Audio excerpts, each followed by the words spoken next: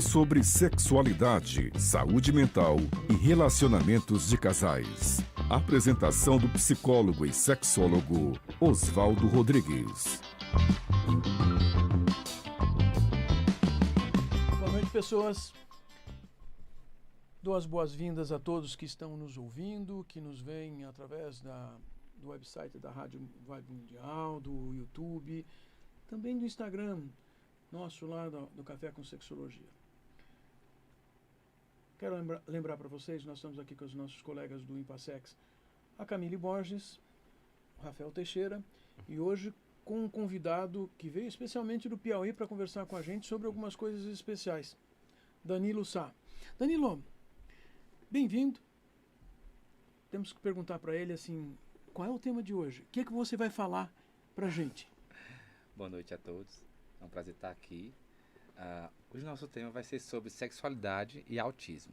Então, muitas camadas aí. Mas o que é autismo? Explica para todo mundo, porque as pessoas que estão ouvindo precisam saber essas palavras que a gente usa dentro da psicologia. Certo.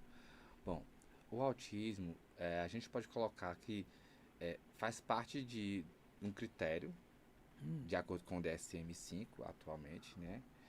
Que ele a caracteriza por déficits e excessos comportamentais em alguns critérios. Gente, DSM-5 é um livro que é um catálogo de doenças mentais, tá bom? Isso. E aí, assim, você tem os critérios que de fato, categorizam, rotulam e colocam as pessoas dentro de alguns determinados transtornos mentais ou deficiências.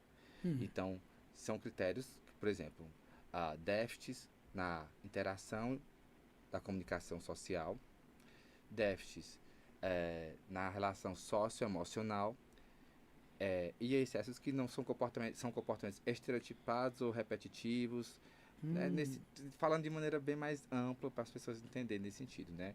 Então, existem critérios que, de fato, são diagnosticados geralmente na primeira infância, então por volta de os 8 meses, existem pessoas que já fazem esses diagnósticos, né?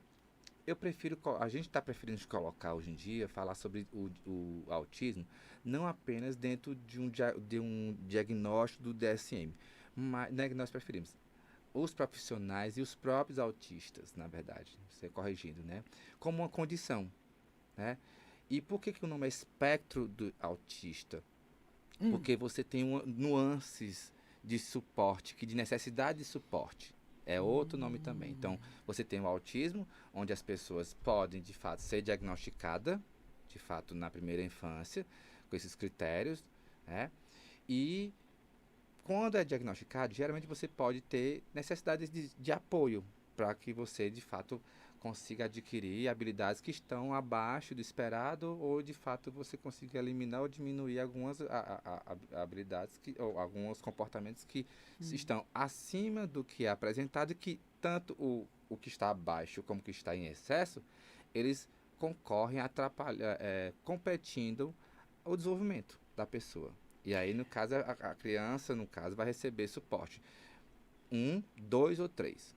O suporte 3 é como se fosse o maior nível de suporte. Toda criança, quando nasce, precisa de muito suporte, né? Então, nenhuma criança sobreviveria sem ter cuidados para alimentação, a higiene, questões de saúde.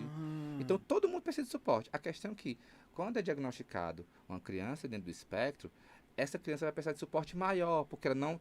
Por exemplo, geralmente a criança para desenvolver a deambulação, ou ficar em pé, engatear, a partir dos 5, 6 meses.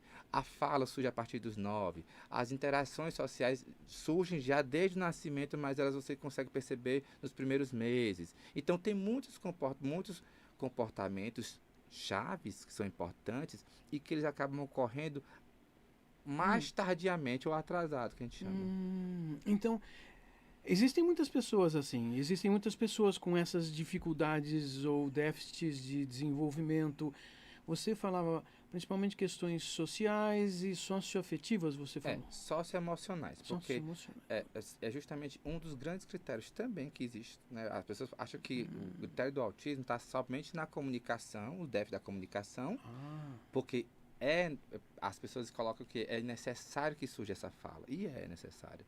Porém, não somente isso. Existe a fala, que é importante, que não é fala só, é comunicação, que implica em comunicação que é vocalizada, falada, como também não falada, que é gestual ou não verbal. Né? Aí depois também tem as habilidades socioemocionais, ou seja, habilidades sociais de interação social.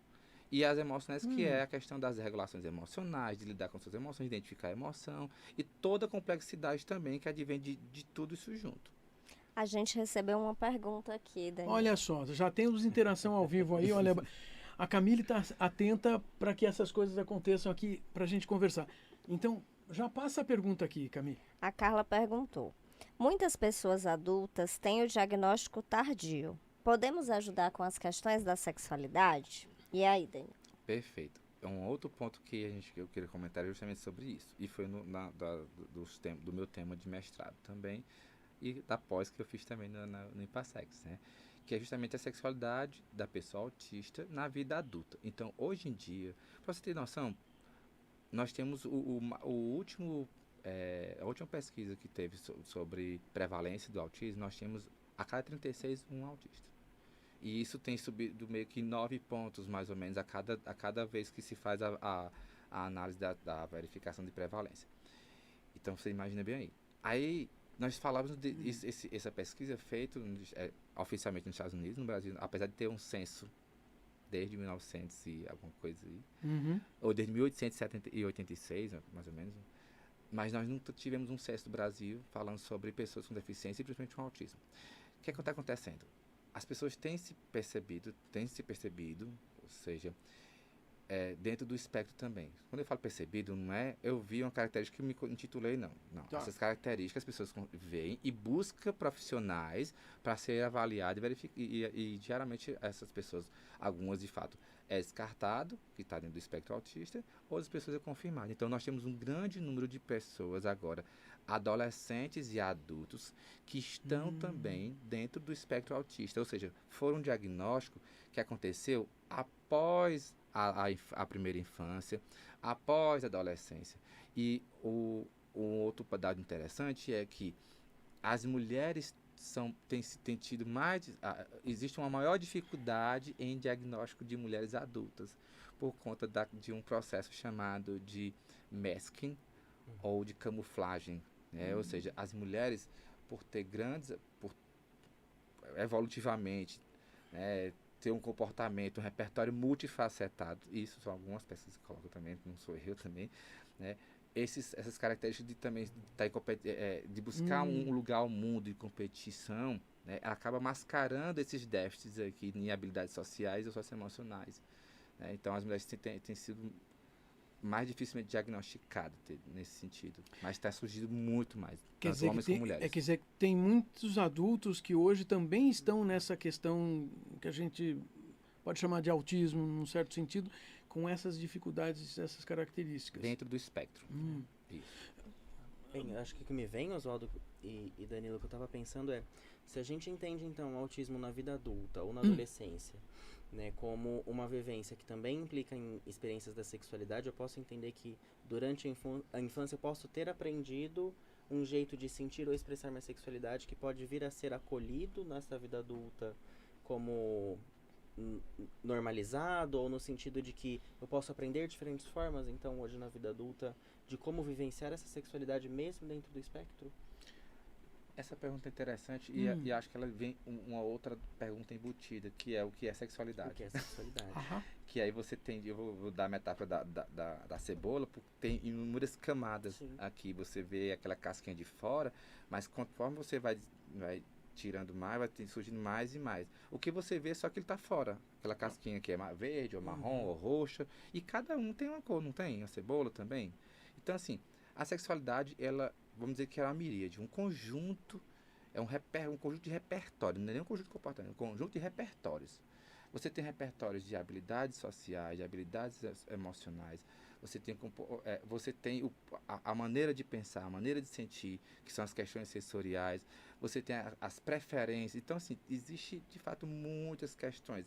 A maneira como como você é motivado para algo, né? Então, a sexualidade é tanto o seu comportamento político, social, intrapessoal, ou seja, de você com você mesmo, de você com o outro. Então tem muitas questões aqui que a gente precisaria destrinchar o que de fato. É tanto que existe uma certa dificuldade em operacionalizar o que é sexualidade. E não só operacionalizar o que é sexualidade, né, para não ficar tão grande, gigantesco, mas ao mesmo tempo E sexualidade é sexo? Sexualidade, o que é comportamento sexual, o que é sexo?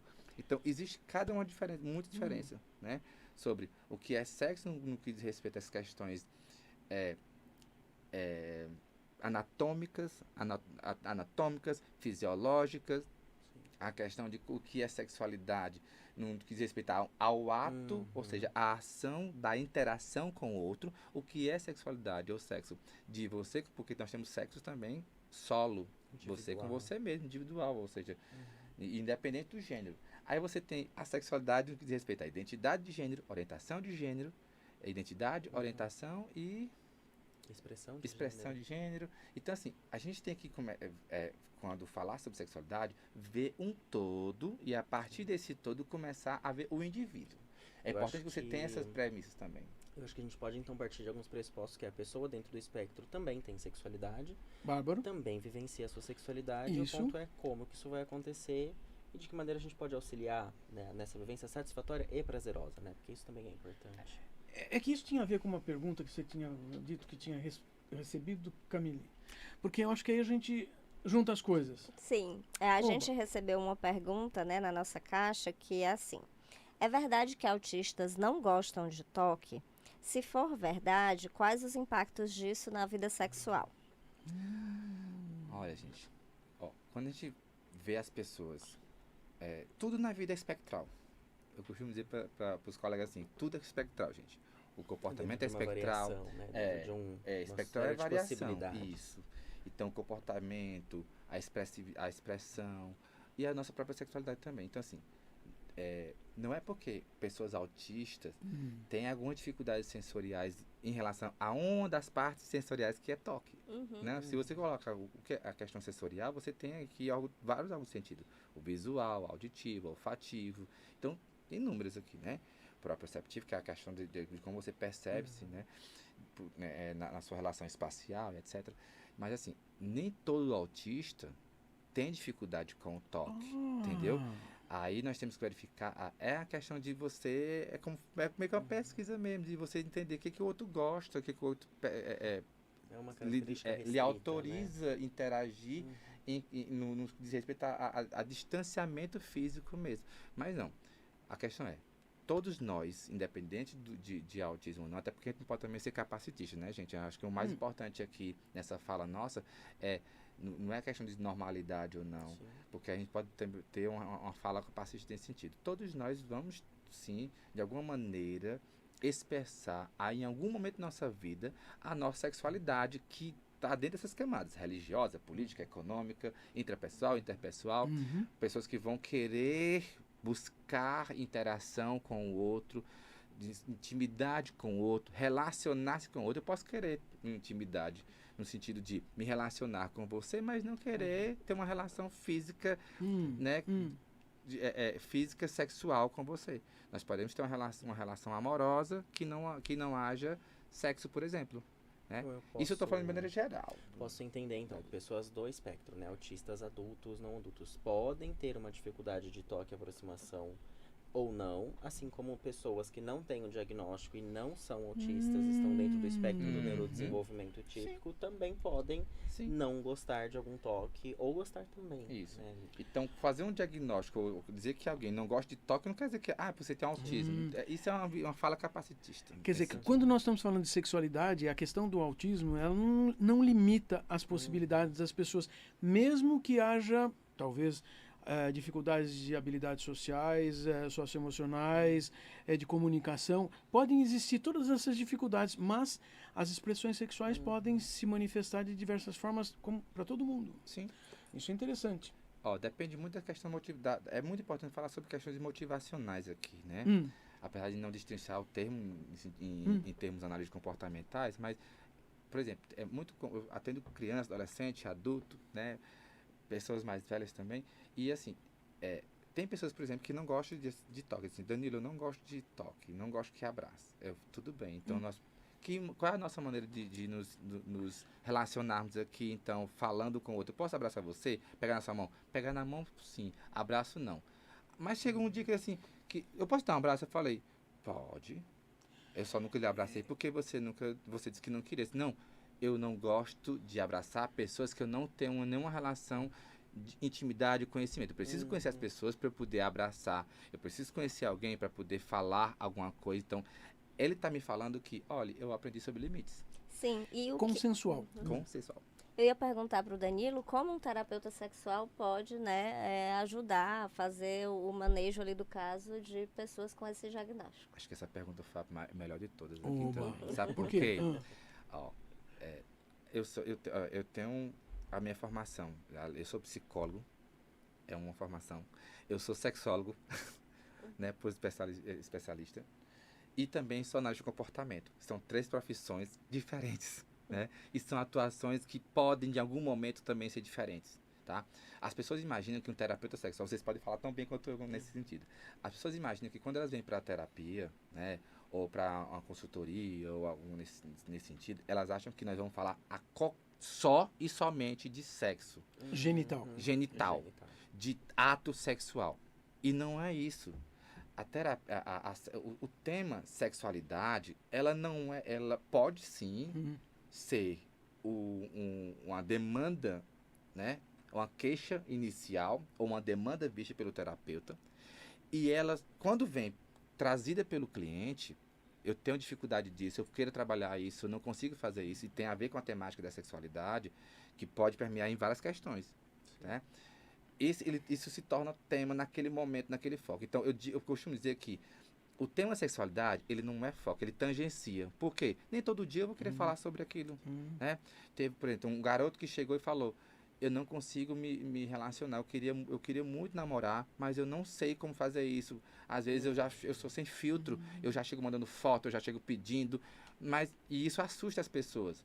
Aí, beleza, eu anoto aqui que esse é o nosso objetivo e eu vou começar a planejar essa nossa sessão e nossos temas, como fazer isso, abordar. Mas na sessão seguinte ele fala assim, eu quero falar hoje sobre uma dificuldade em relação a uma questão com meus pais, né? Tem a ver com sexualidade? Então ele disse, Danilo, eu não perguntei isso.